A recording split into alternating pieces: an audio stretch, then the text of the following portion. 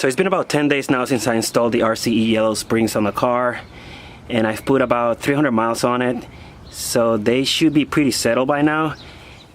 So I have an appointment with Apex Alignment here in Miami, which comes highly recommended by everybody I've talked to, and let's go get this thing aligned.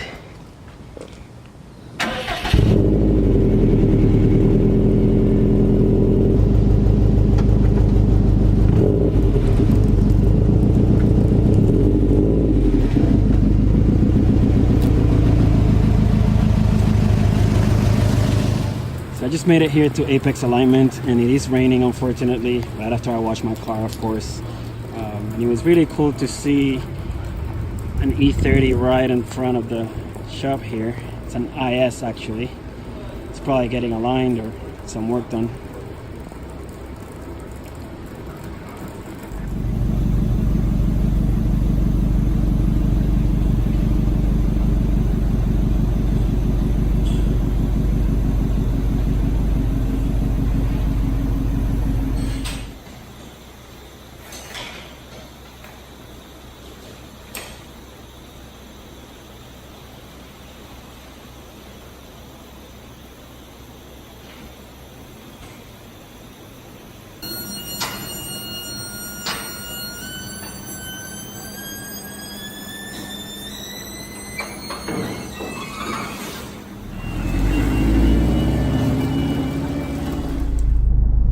Now, before I get into the alignment results and look at the numbers and everything else, I want to do a quick review from the driver's seat, of course.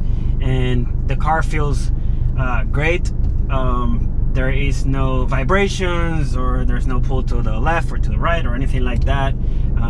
Not that I had any issues with that, of course, before I took the car in for the alignment, but it's still something you want to check after you get a job done like this. And Albert, the owner at Apex, did get on the car with me and explain to me what I should be looking for in terms of alignment for a test drive, you know. So I was very grateful for that. And as you can see, drive straight, which is what you expect from the alignment, at least from, you know, in the sense of street driving. Now, before getting to work on my car, Albert had asked me what I wanted to get out of the alignment, specifically if I was going for, you know, longevity of my tires, performance, track days, anything like that, or if I just wanted to go for looks, which is, I guess, not uncommon these days with everybody running excessive camber and whatnot in the Stance Nation groups. In any case, I wanted to get I guess a mix of everything. I wanted the car to look good, but I also wanted to maintain the performance dynamics of the STI, of course, and mainly street driving. I'm not tracking this car or anything, at least for now. So I was trying to look for that compromise, and I guess when it comes to alignment, it's not that easy. You gotta pick one. But I think Albert got me exactly what I needed, and I'm happy with the looks. I'm happy with how the car drives and it performs, and overall with everything, you know, the whole experience. So I highly recommend Apex Alignment for any of you who are in the Miami or in the South Florida area. Definitely worth the time and money.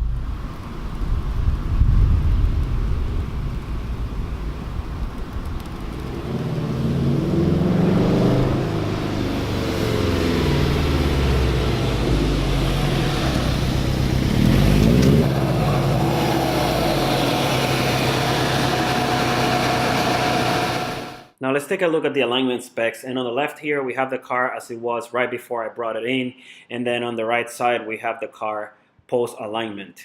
Now, if you don't know anything about alignments, I suggest reading up on the subject. Now, on this STI, there's only two things that you can really adjust, and that is the camber up front and the toe, both front and rears. There is no adjustment with the factory hardware for camber on the rears.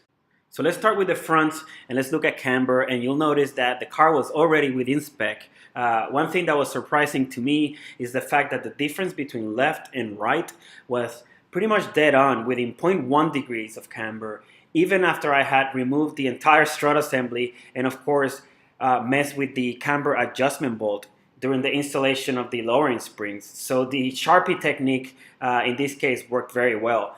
So there was no need to touch camber, and the only thing that was done was to reset the toe right back to 0, so it was perfectly aligned up front.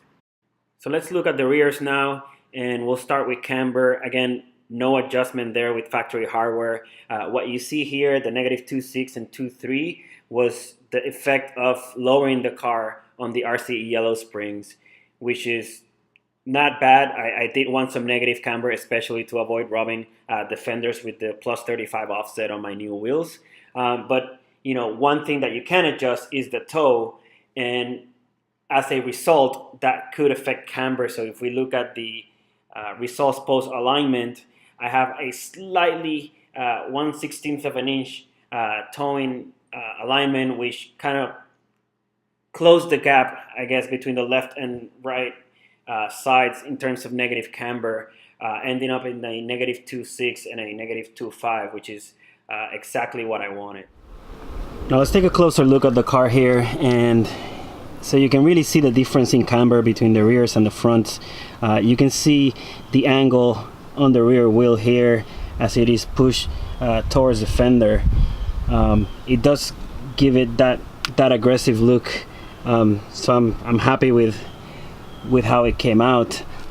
But if you go over to the fronts, it is much more of a straight angle, as you can see here. So you know that 2 degrees is actually quite noticeable.